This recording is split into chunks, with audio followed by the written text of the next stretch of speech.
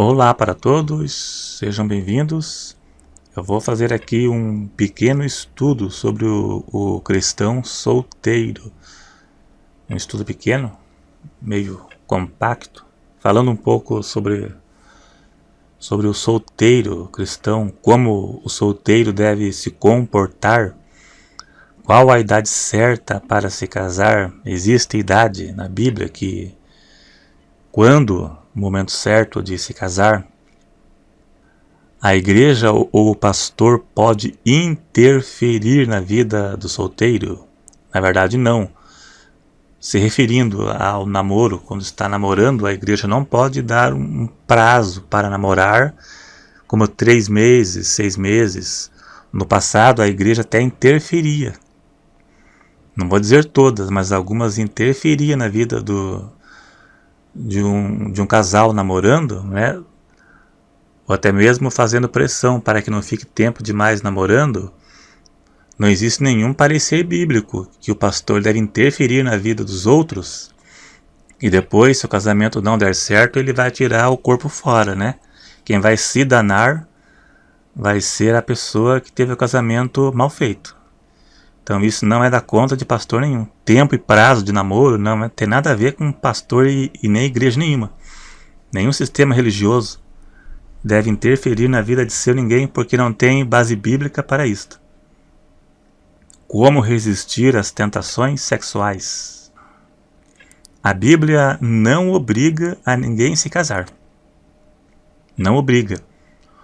O solteiro não tem obrigações conjugais.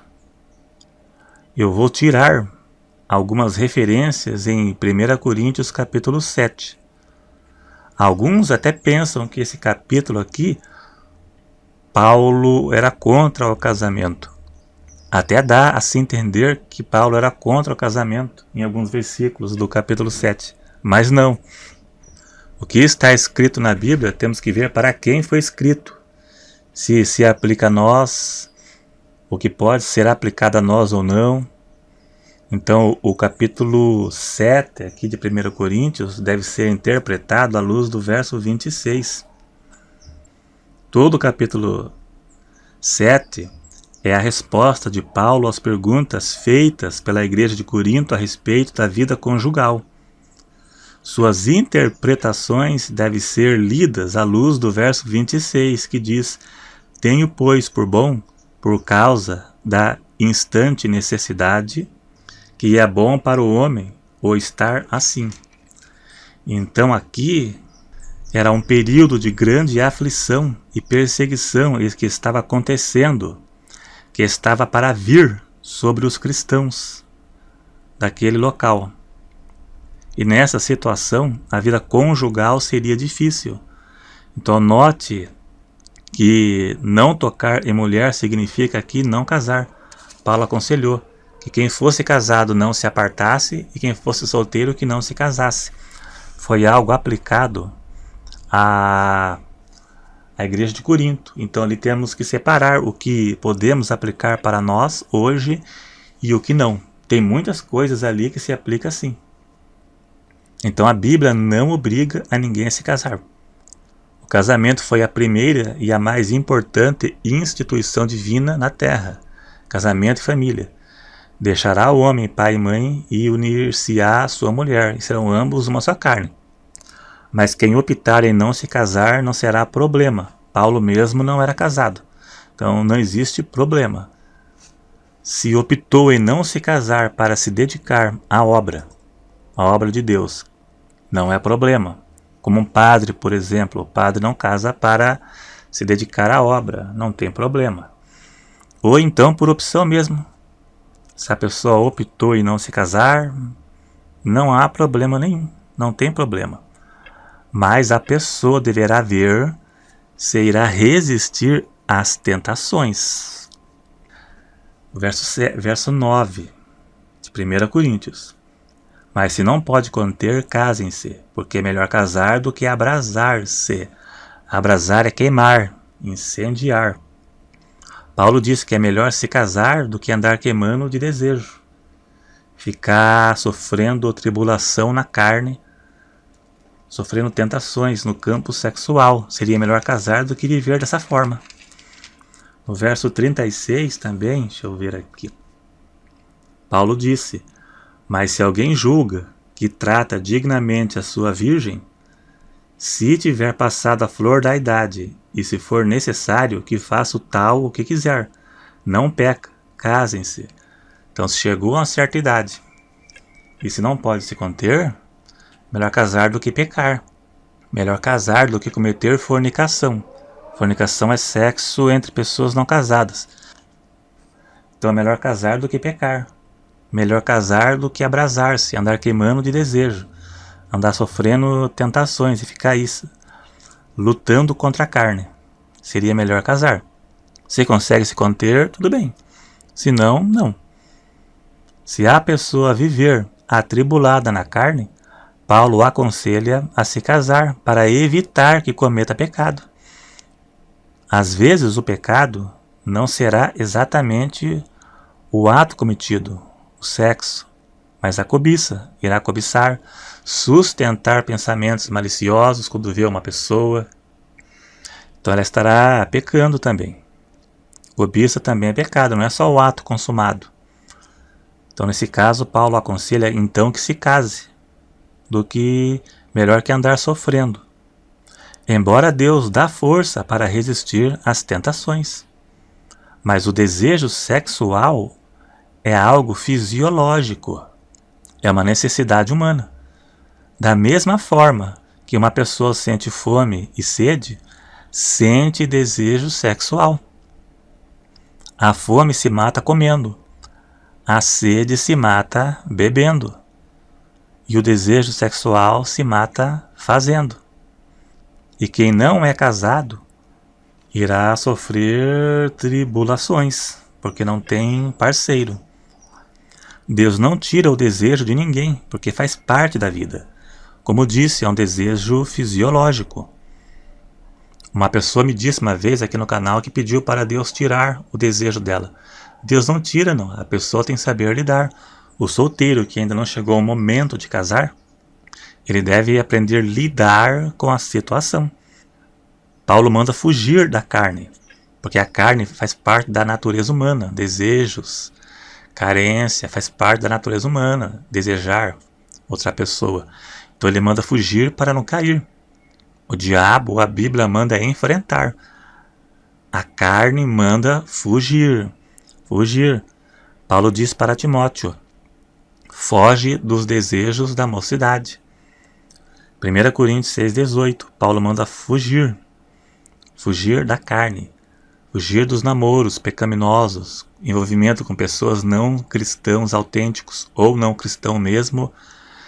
A pessoa deve fugir. Então não tem uma idade certa. Não tem idade certa para casar. A pessoa que deve estar preparada psicologicamente, financeiramente, com um cristão que tenha um bom comportamento dentro da igreja, que tenha bom testemunho, que você conhece, tanto ela quanto ele, que conhece bem a pessoa lá dentro e sabe que ele tem bom testemunho, não apenas título de cristão. Pessoas que se intitulam têm de sobra, mas são brasas cobertas de cinza. Devido à natureza carnal do ser humano, a Bíblia manda fugir da aparência do mal. 1 Tessalonicenses 5:22.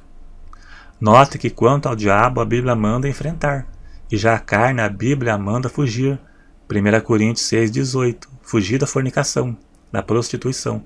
Todo pecado que o homem comete é fora do corpo, mas o que fornica peca contra o seu próprio corpo. 2 Timóteo 5:22, Paulo diz para Timóteo: foge dos desejos da mocidade. A Bíblia manda fugir porque o desejo sexual, a carência, faz parte da natureza humana. O desejo sexual é algo fisiológico.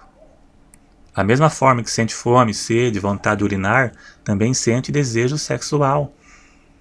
A fome se mata comendo, a sede se mata bebendo.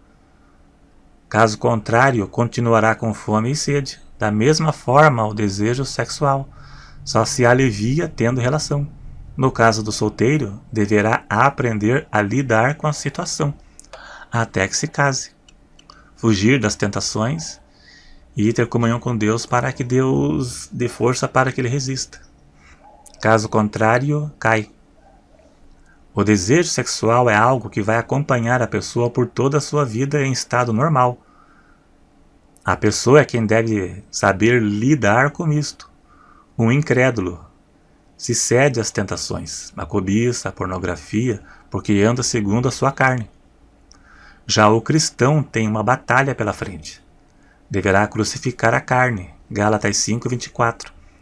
Somente o cristão regenerado por Cristo, que está cheio do Espírito Santo, será capaz de vencer as tentações. Então, embora o casamento seja a maior instituição divina na Terra, Deus não obriga ninguém a se casar. Tanto uma pessoa pode optar pelo celibato para se dedicar à obra, como foi no caso de Paulo. O cristão solteiro deve seguir as orientações de Paulo. Se não pode conter, casem-se. Verso 9. Por causa dos pecados sexuais, cada um tem seu próprio marido e cada um tem sua própria mulher. Versículo 1 e 2. Paulo manda fugir das tentações sexuais. 1 Coríntios 6:18.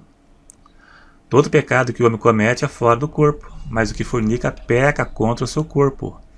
Paulo diz para Timóteo: foge dos desejos da mocidade. 2 Timóteo 2:22. Mateus 26:41. Vigiai e orai para que não entreis em tentação. Na verdade, o espírito está pronto, mas a carne é fraca. Vigiar. Fugir.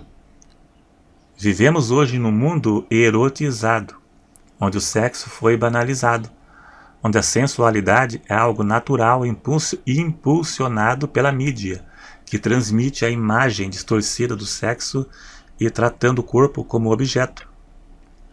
O cristão deve saber lidar com a situação, pois até certo ponto ele vai se deparar com imagens sensuais em catálogos de roupas e de revistas, sites de notícias, comerciais de TV e outros, onde existem imagens de mulheres e de homens seminus com roupas íntimas, que poderá causar tentação na pessoa. Também nos dias de hoje significa saber lidar com as situações e não se isolar a ponto de não abrir um site de notícias de medo de conter imagens sensuais, onde o mundo não vê isso como conteúdo imoral. A pessoa deverá saber lidar com as situações. Deverá saber lidar, porque senão complica para o lado dele também, né? Saber lidar. A Bíblia garante que Deus dá força. Deus liberta do pecado e dá força para resistir às tentações quando a pessoa se submete à palavra. A pessoa só obedece à palavra se estiver cheia do Espírito Santo. É a única forma. Se ela andar segundo a carne, ela cai mesmo. E se der lado para a carne mesmo que tem o Espírito Santo, também cai. Davi tinha o Espírito Santo e caiu em pecados de adultério. Sansão era cheio do Espírito Santo e caiu também. Se dá lugar, cai mesmo. Deu lugar, caiu. Muito obrigado a todos, então. Clique em gostei, dê um joinha aí, se inscreva se não for inscrito e até o próximo.